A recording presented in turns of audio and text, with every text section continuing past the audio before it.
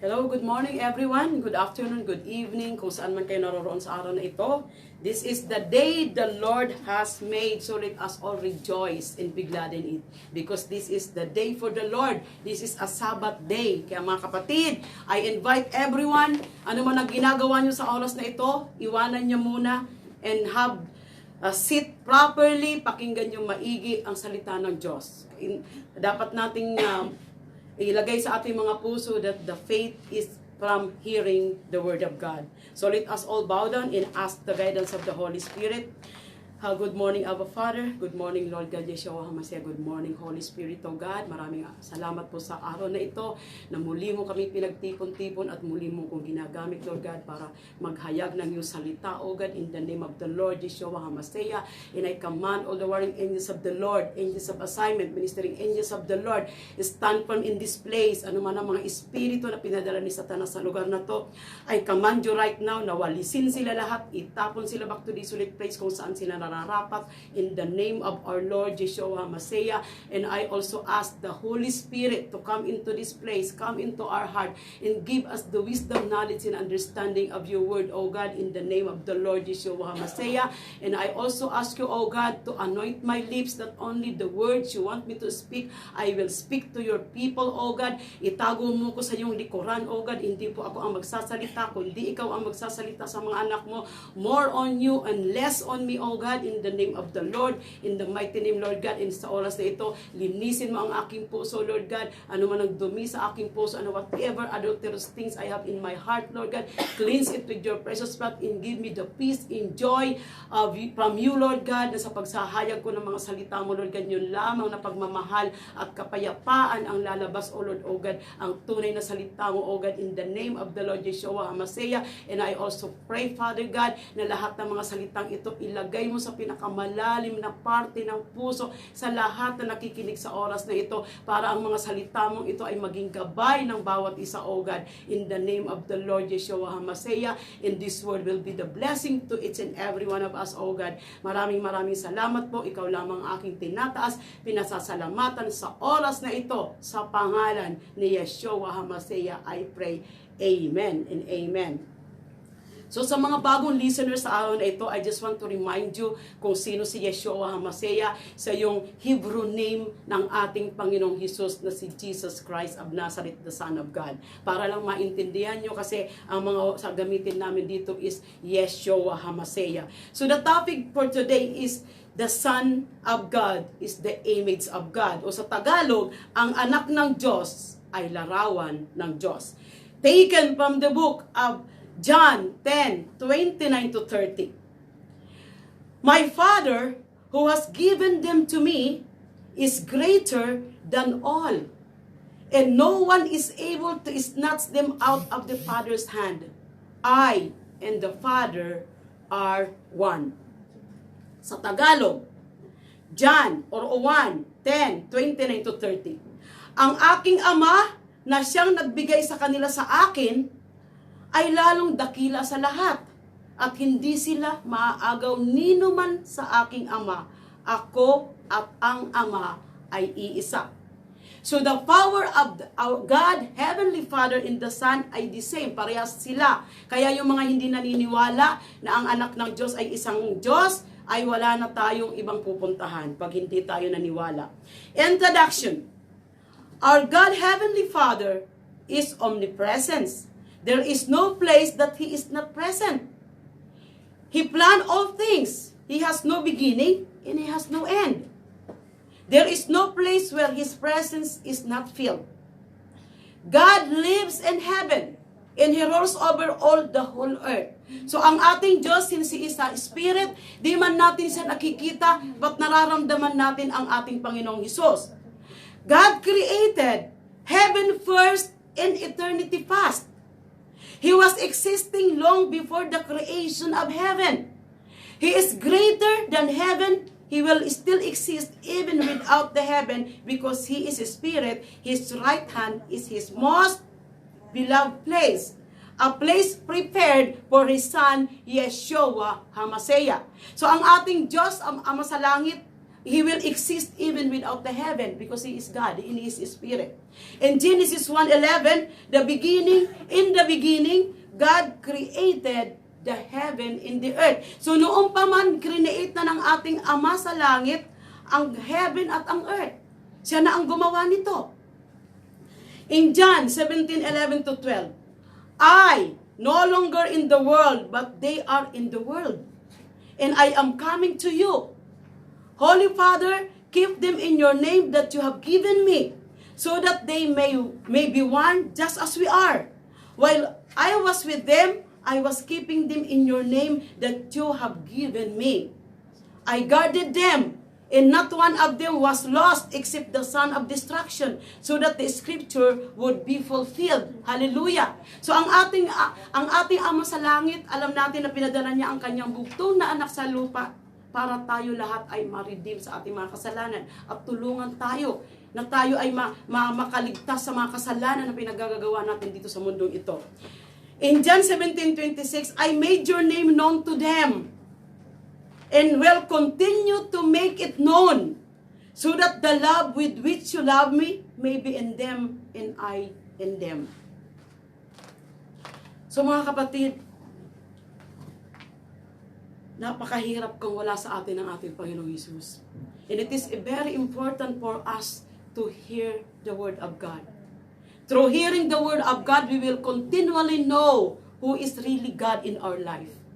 So kung pagkikinig pa nga lang sa salita ng Diyos, hindi na natin pinagbibigyan ng time ang pagpakinig ng salita ng Diyos, like today, Sabbath day, this is the only day na kailangan natin na bigyan ng time ang ating Panginoong Hesus dahil ito ay commandments. Ang ating Diyos, hinihingian tayo ng isang araw na ibigay natin sa Kanya para tayo ay magkaroon ng pagbulay-bulay sa Kanyang salita at makita natin na ang ating Panginoong, ang ating Diyos, kung wala ito sa buhay natin, alam natin how disastrous ang ating mga buhay. Napaka-importante na mayroon nagagabay sa atin na Diyos. Kasi even though may mga trabaho tayo, may mga ano tayo, pag walang gabay ang ating Panginoon, pag wala ang Diyos sa ating mga buhay, is still empty. We need to welcome our God sa ating spiritual na buhay. Dahil hindi lang tayo nabubuhay sa physical, we have spiritual life na kailangan nating buhayin. Then in the second life, or second death, ito ang mga ano sa atin. Alam niyo, dalawa ang mangyayari sa atin. There is first death, itong pagkamatay natin dito sa lupa. Ang second death, iyon ay kamatayan na kung tayo doon sa impyerno mapunta. And there is also dalawang buhay. Ang buhay na meron tayo dito sa lupa. Amen? Ang buhay natin na yan, we will be continuing if we are, kung doon tayo mapunta sa heaven. So, ang ganda kung doon tayo mapunta sa heaven. Ang nakakatakot at nakakalungkot kung tayo ay mapunta sa impyerno. Dahil walang kamatayang hirap ang pagdadaanan natin. So the Son of God is the image of God. Number 1 point.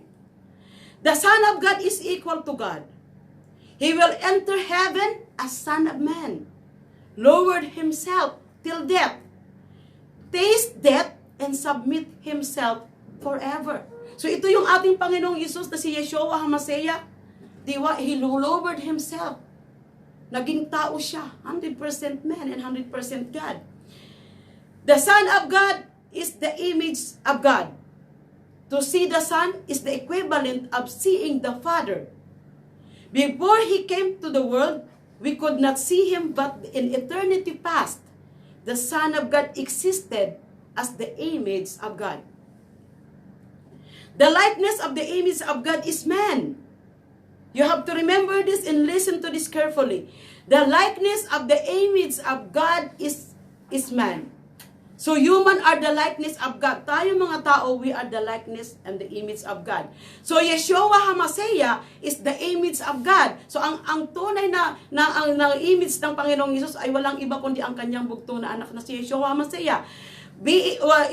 So Yeshua HaMashiach is the image of God's being, while we as human is the likeness of God's image. Tayo likeness niya or kawangis ng ating Panginoong Hesus.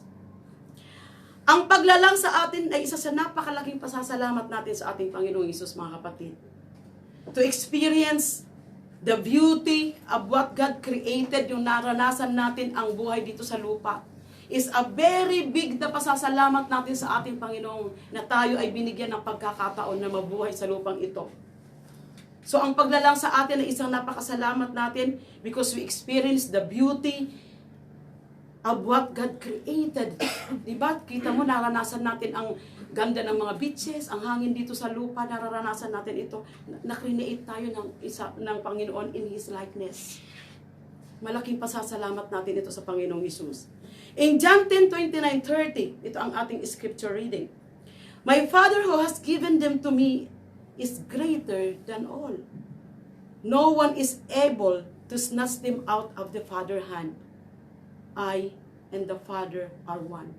So tayo mga kapatid bilang mga born again Christian na, we are already there to come to know Jesus. Tayo ay hinugot na ng ating Diyos na makapangyarihan sa lahat sa kadiliman. Huwag natin itong sayangin. Yung chance na binigay sa atin ng Diyos na makilala natin siya, tayo ay gawing servant niya, tayo ay gawing anak ng Diyos, ay napakalaking pasasalamat natin ito. Bakit? Sabi sa Biblia, so many are called, but only few are chosen. So if we are already chosen, tapos papakawalan natin yung calling na binigay sa atin ng Diyos, yung pag-choose sa atin, pagpili sa atin. Isipin mo ilang bilyon, trilyon na tao sa mundong ito. Ang iba walang pagkakaalam, di kilala kung sino talaga ang tunay na magliligtas sa atin. Di kilala kung sino talaga ang tunay na Diyos. Tayo binigyan na ng pagkakataon. God already pulling us out from the darkness. Linagay na tayo sa liwanag. Huwag nating sayangan. We have to continue. Walk until the end. Because we are doing this. Alam mo bakit tayo nanonood ng Panginoong Hesus? We have to walk until makuha natin ang victory. Amen? Huwag tayong mag-give up. Huwag nating tanggapin ang udyok ni Satanas sa mga buhay natin.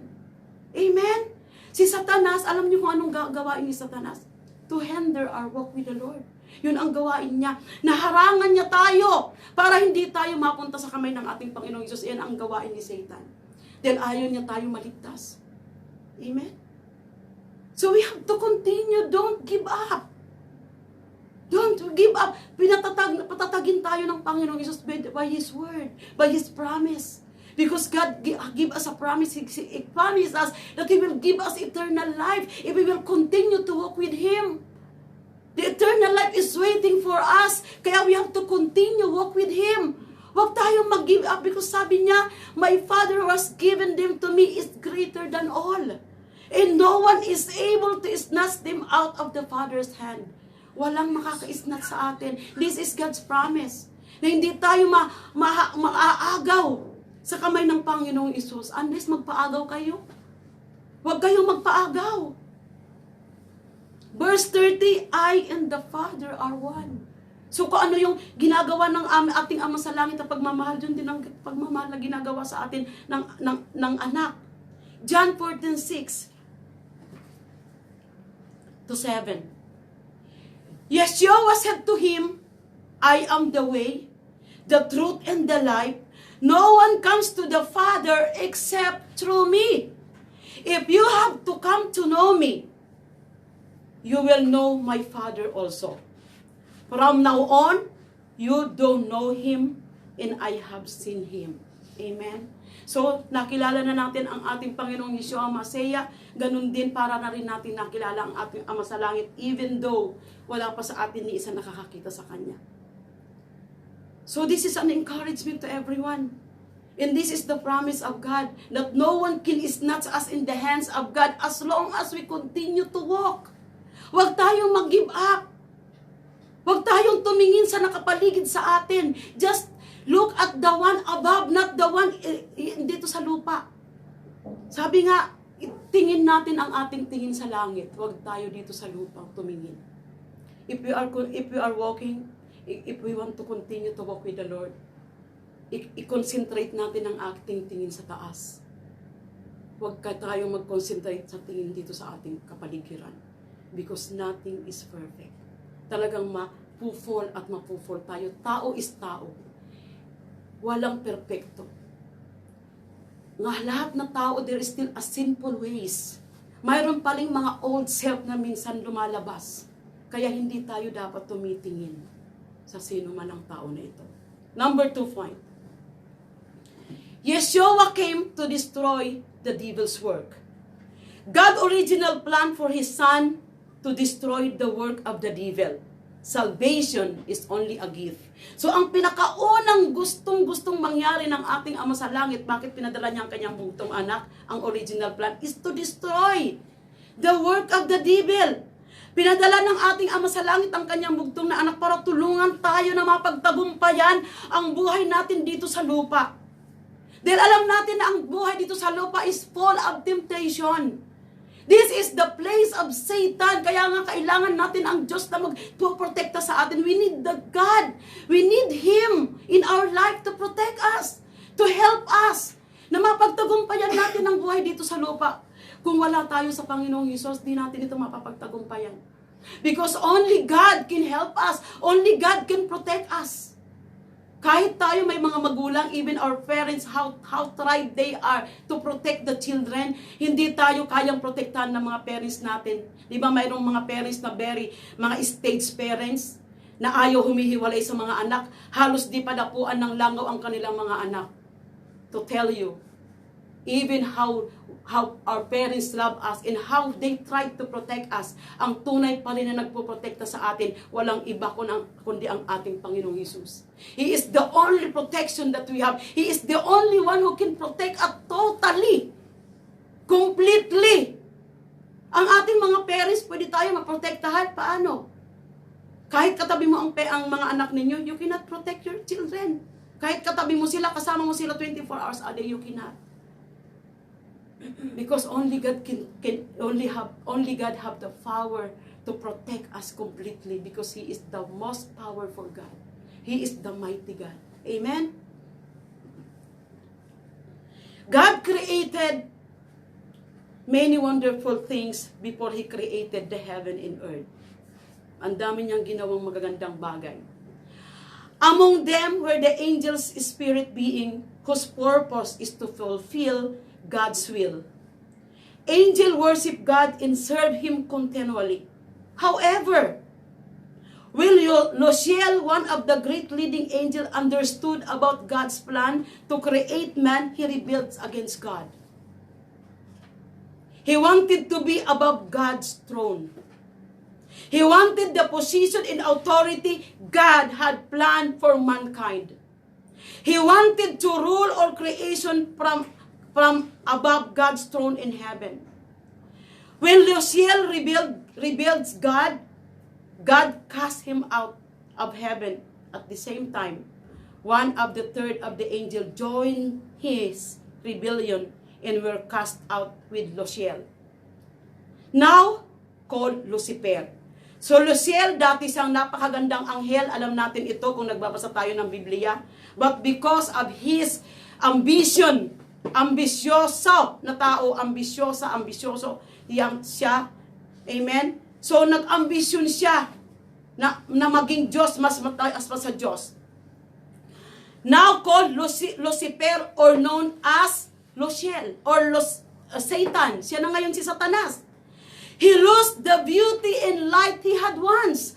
Napakaganda ni Luciel, nag-create ng Panginoong Hesus. He has the beauty, the most beautiful na create. Satan's evil, listen to this. Satan's evil ambition did not change. It did not change. He went after the man God created. So hindi nagtagumpay si Satanas sa pag-reveal sa Panginoong Hesus. So ngayon, pinagpapatuloy niya ang kanyang kalokohan, ang kanyang pagtitempt sa mga tao. I will repeat this. Si Luciel na dating angel na napakaganda na nag-reveal sa Panginoong Hesus, now called Lucifer or known as Satan. He lost the beauty and light he had once. Satan's evil ambition did not change. He went after the man God created. Kaya siya ang nagtutukso sa atin sa lahat ng kalokohan. Siya ang nagbibigay sa atin ng mga magkasala tayo sa Panginoong Hesus. Di siya tumigil. So ang ginawa niya, dahil hindi siya nagtagumpay sa ating Panginoong Jesus, ito ang ginagawa niya ngayon dito sa lupa. Siya ang ngayon ang demonyo sa mga buhay natin na tinitempt tayo na magkasala. Dahil ayaw niya tayo na magtagumpay, na makapunta sa kaharian ng Diyos. So be very careful. Sa lahat ng ating ginagawa, akala natin, prayerful tayo, basa tayo ng basa ng Biblia, wala na tayo, andyan si Satanas lagi nakabantay sa atin. Especially to us as a children of God.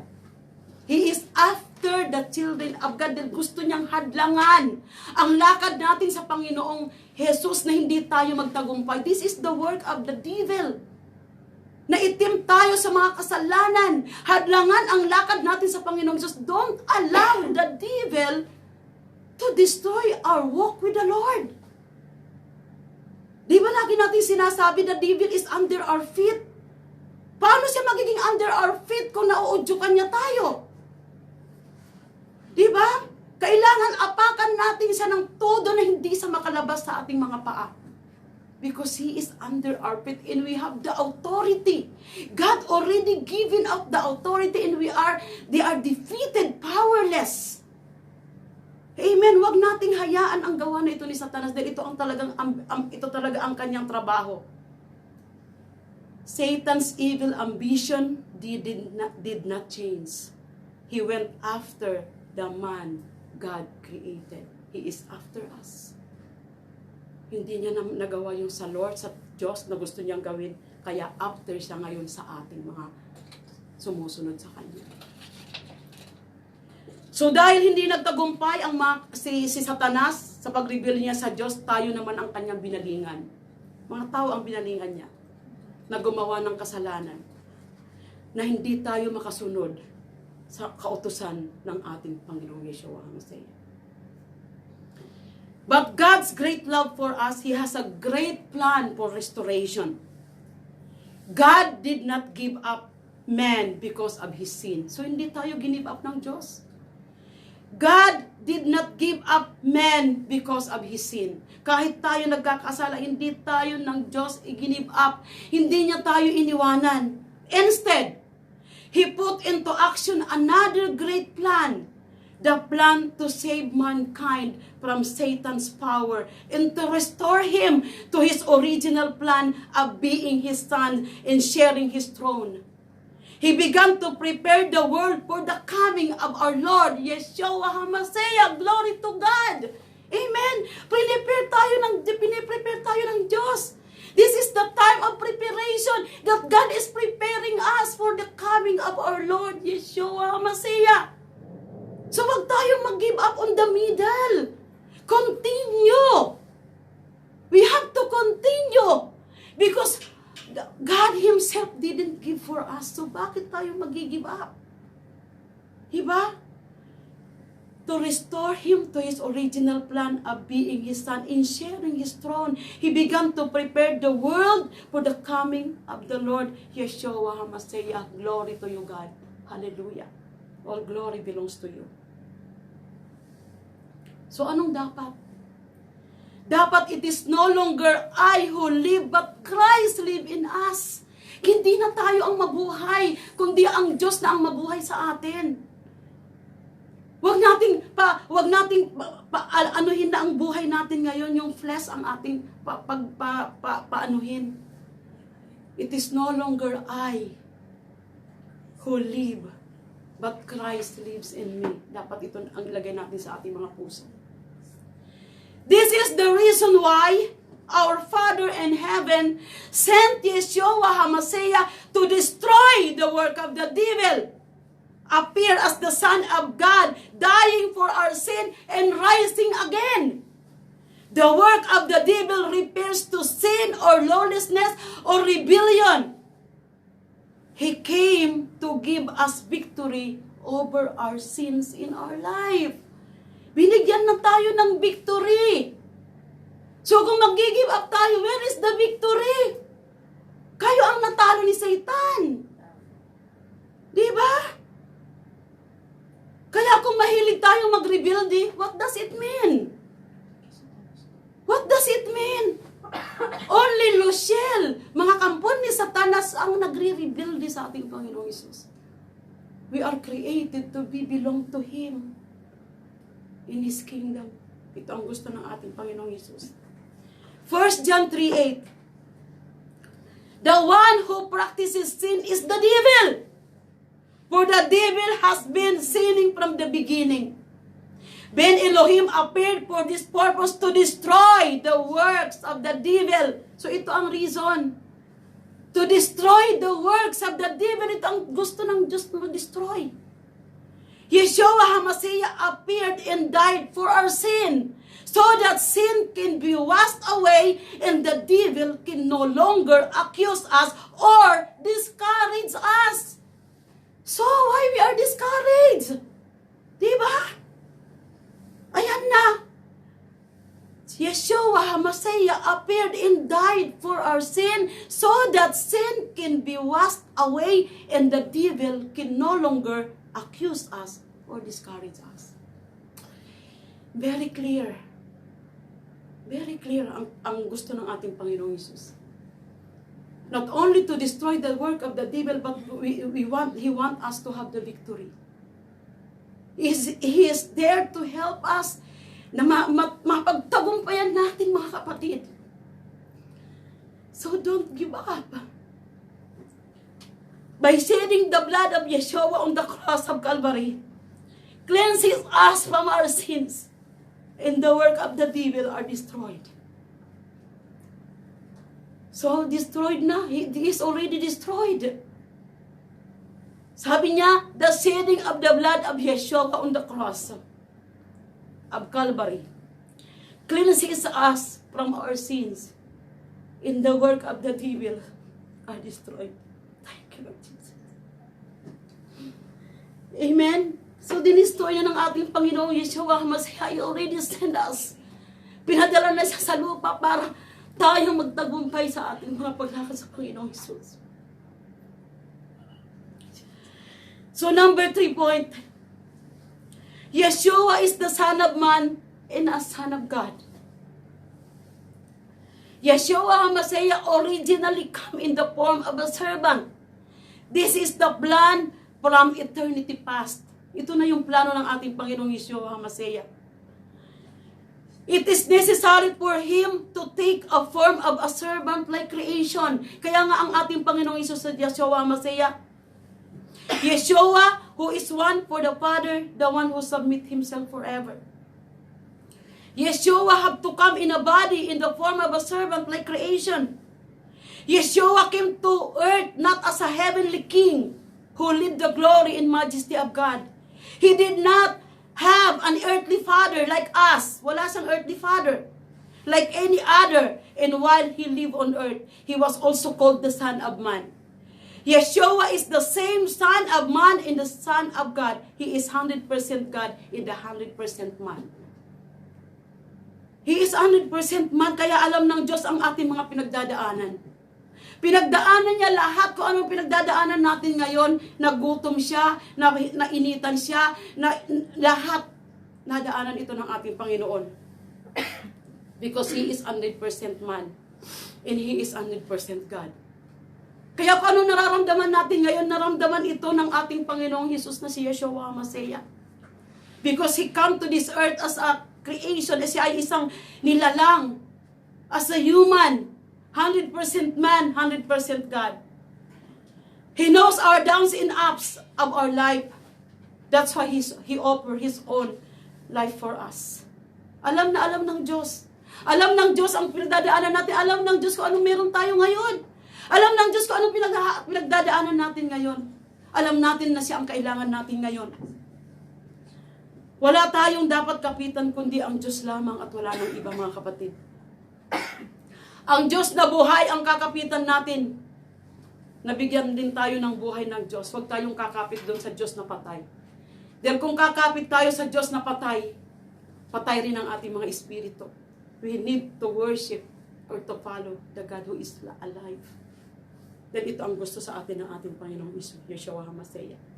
In John 5:26-27, For just as the Father has life Himself, so also He has granted the Son to have life in Himself, Also, He has given the Son authority to judge because He is the Son of Man. So, ang ating Panginoon na si Yeshua HaMashiach, He was granted, He has given us life, pero siya rin ang mag-judge sa atin at the end of our life. Tagalogin ko ito kasi maganda ito sa Tagalog. Kung paanong ang Ama mismo ang pinagmumulan ng buhay. Gayon din naman ang anak na binigyan niya ng ganoong karapatan. Binigyan niya ang anak ng kapangyarihang humatol sapagkat siya ang anak ng tao. So He come to save us, but at the end He also come to judge us. Philippians 2:9-10. For this reason, God highly exalted Him and gave Him the name that is above every name. That the name of Yeshua, every knee shall bow. In heaven and on earth and under heaven.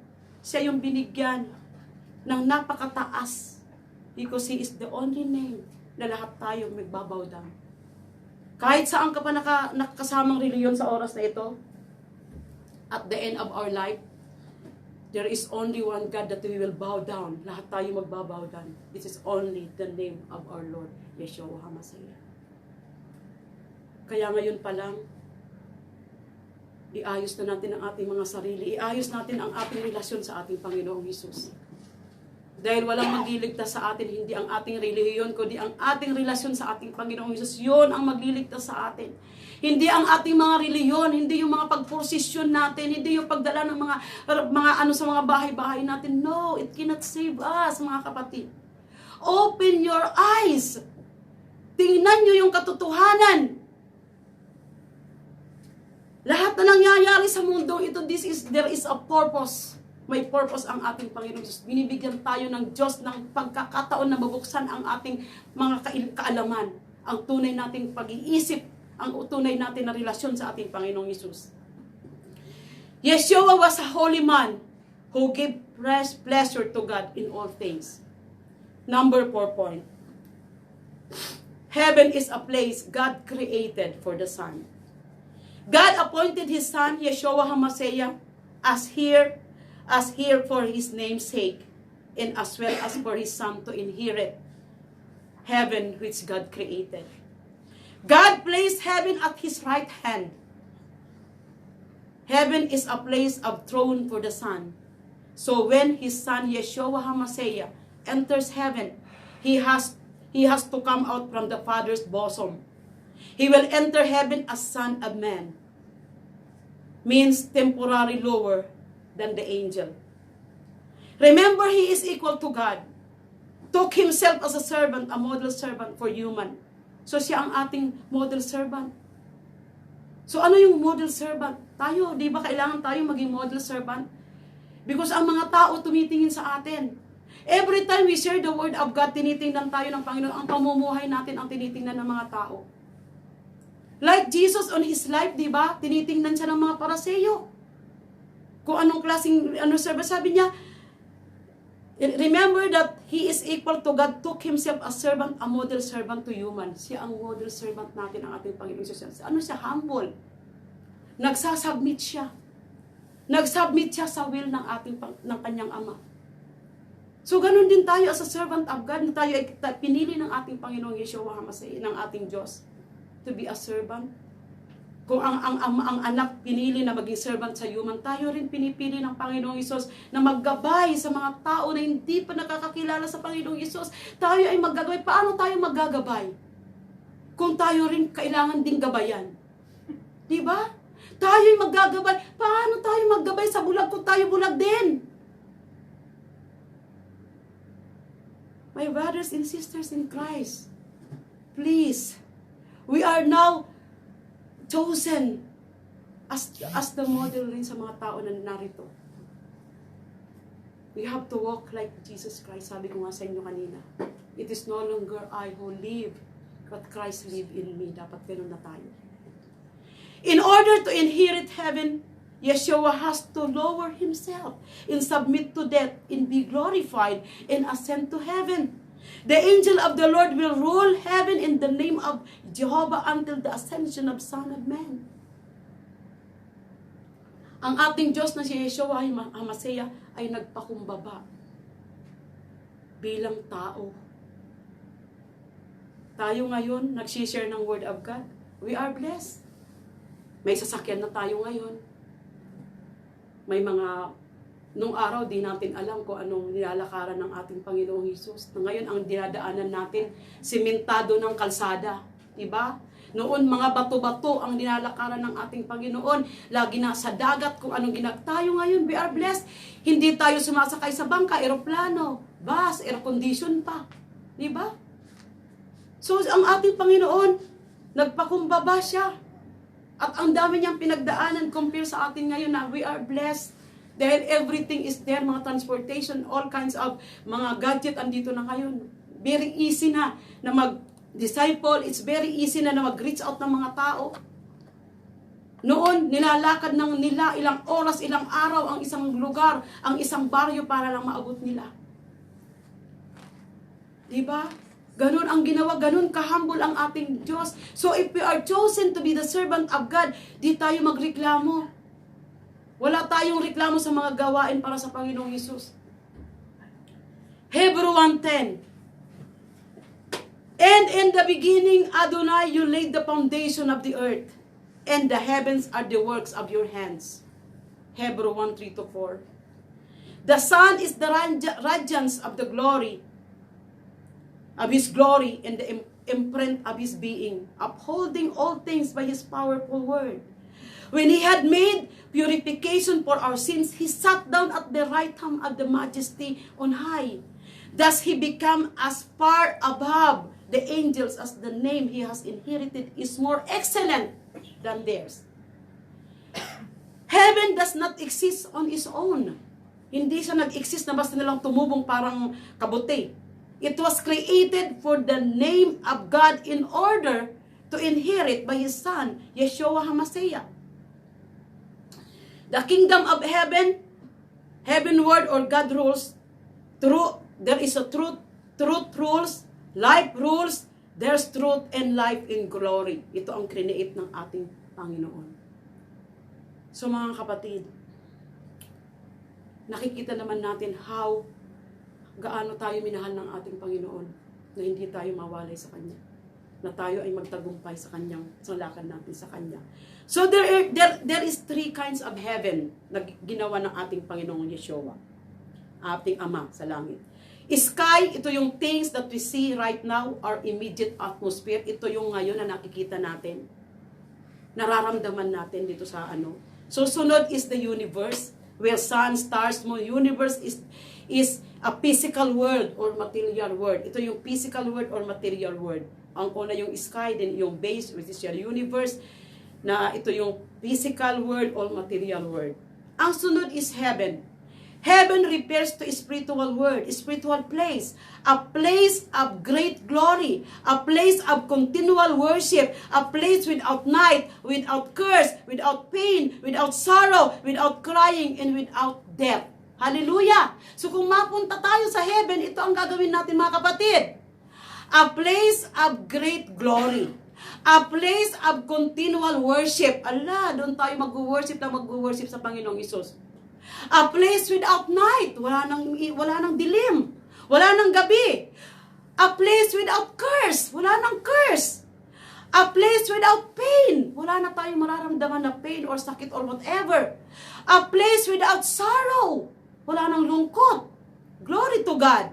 A place without crying. Hindi na tayo doon iiyak. Lagi tayo doon nakangiti. Lagi tayo naka-close up smile. Pag andun tayo napunta sa heaven. Glory to God. Hallelujah. Amen? So ito yung place. And a place without death. Walang kamatayan. Hallelujah. Hallelujah. So ito yung gusto nating mapuntahan. Kailangan mapunta tayo sa heaven dahil ito yung lugar na gusto natin. Ito rin ang lugar na gusto ng Diyos na mapuntahan natin. Amen? Number 5 point. The Holy Spirit testify to Yeshua HaMashiach. The Holy Spirit is the Spirit of truth. Glory to God. Only by the Holy Spirit we know the truth. Amen? John 16:3. But when the Spirit of truth comes, He will guide you into all the truth.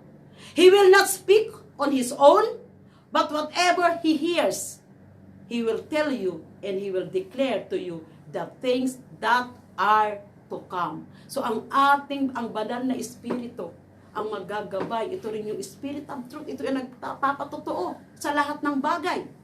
The Holy Spirit is with God in His Son, Yeshua HaMashiach. Yeshua HaMashiach has not left us alone in the world. He has sent us the Holy Spirit, and He testifies that Yeshua is alive. After Yeshua rose from the dead, He appeared to His disciples. Then when they were all gathered together with Him on the top of the hill, He was taken up into heaven before their very eyes. Yeshua gave His believers a very special and wonderful promise. Ano ito? John 14:16-18. I will ask the Father, and He will give you another helper, so He may be with you forever. The Spirit of truth, whom the world cannot receive, because it does not behold or know Him. You know Him, because He abides with you, and will be in you. I will not abandon you as orphan. I will come to you. So hindi tayo inabandon ng ating Panginoon. Hallelujah. Acts 5:30. The God of our fathers raised up Yeshua HaMashiach, whom you seized and have crucified. This one God exalted at His right hand as a leader and Savior to give repentance to Israel and removal of sins. And we are witnesses of this event, as is the Ruach Kodesh, whom God has given to those who obey Him. Hallelujah. So the Holy Spirit is the Spirit of truth, and He testified our Lord Yeshua HaMashiach. So mga kapatid, nakita natin na kailangan natin ang ating gabay sa ating mga buhay. Ang ating Diyos, ang ating gabay, at siya lang ang tutulong sa atin na mapagtagumpayan natin ang lahat na meron tayo sa paglakad natin sa Panginoon. And it's very important for us to have personal relationship with God. Kasi ito ang totoong magagabay sa atin. Without the personal relationship with God, paano tayo magagabayan ng ating Panginoon? How can we know the truth? Paano natin siya? So kailangan natin siyang imbitahan sa ating mga puso bilang ating Diyos tagapagligtas. So sa mga nakikinig sa oras na ito, kung first time yung nakinig sa oras na ito, na wala pa kayong personal relationship sa ating Panginoong Yeshua HaMashiach, so sa oras na ito, iniimbitahan ko kayo to follow me to this prayer. This prayer will connect you to Him as your personal relationship to God. Alalahanin natin na may commandments ang ating Panginoon Yeshua HaMashiach in John 3:3. Be born again if you want to see the kingdom of God. So kung hindi tayo mabuborn again, do you think there is a possibility for us to see the kingdom of God? Very clear ang kanyang utos sa John 3:3. Be born again if you want to see the kingdom of God. Ang ating mabuborn again, para lang maintindihan nyo, is our spirit. Na kailangan muli itong makonect sa ating Panginoon. Amen? So sa lahat sa inyo, I encourage you right now to follow me in this prayer from your heart. Wag lang sa mga nguso natin, but it must be from your heart if you want to have personal relationship to our Lord Yeshua HaMashiach. Let us all bow down and follow me in this prayer. Ama namin na makapangyarihan sa lahat, salamat po sa iyong pagmamahal. Salamat po sa iyong bugtong na anak na si Yeshua HaMashiach. Pinadala mo, Lord, sa lupang ito para magsalba at magtubos sa aking kasalanan. Sa oras na ito, humihingi ako ng kapatawaran sa lahat ng aking nagawang kasalanan simula bata pa ako hanggang sa oras na ito. And Lord Yeshua HaMashiach, inaanyayahan kita na pumasok at manahan sa aking puso bilang aking Diyos at tagapagligtas. At simula sa oras na ito, ikaw na ang manahan sa aking buhay. Isulat mo din po ang aking pangalan sa aklat ng buhay para makasama kita sa buhay na walang hanggan at makamit ko ang kaligtasan. Maraming salamat po sa paghugot mo sa akin sa kadiliman.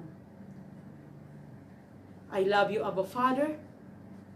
I love you, Lord God, Yeshua HaMashiach. I love you, Holy Spirit, O God, in the mighty name of our Lord, Yeshua HaMashiach, I pray. Amen and amen. So sa lahat ng mga sumunod sa inyo sa prayer na yon, you are now a child of God. Kayo ay anak na ng Diyos simula sa oras na ito. Kailangan, you have to protect your relationship with God. Kailangan magpatuloy kayo sa paglakad sa ating Panginoon. Continue to read the Bible. Continue to pray. Continue to makinig ng salita ng Diyos. Sa mga gatherings, Bible study, continue to do it.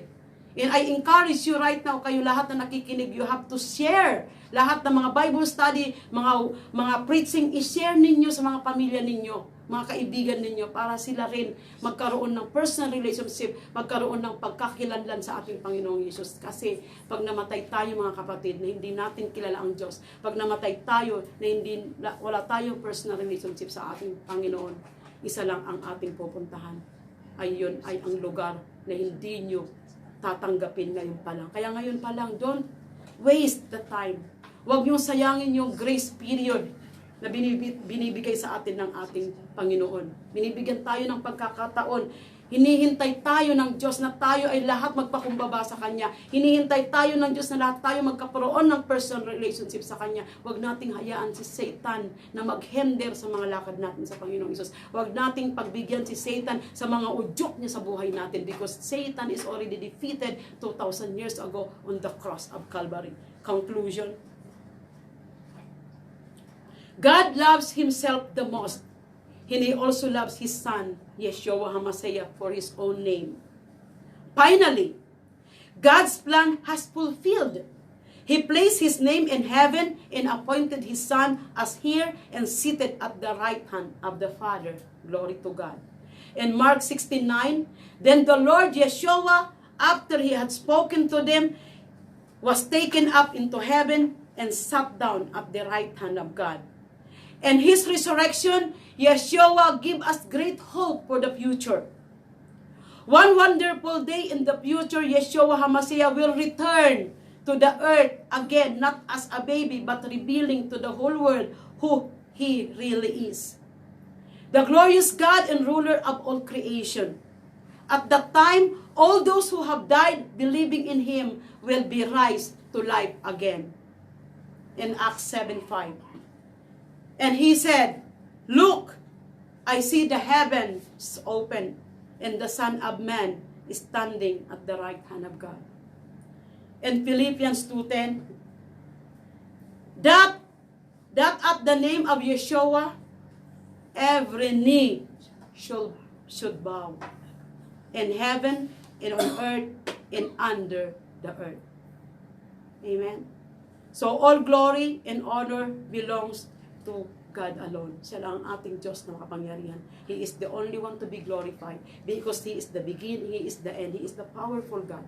Siya lang ang Diyos na pwede nating kapitan. He is our hope, He is our future. Amen? He is our strength, He is our rock. Kaya magpatuloy lang tayo. Don't give up. Because if we will not give up, we will for sure receive the victory kung ano man ang paglakad natin sa oras na ito. Maraming salamat. Let us all pray. Lord God, maraming salamat sa pagpadala mo sa iyong buktong na anak para kami bigyan ng panibagong pag-asa.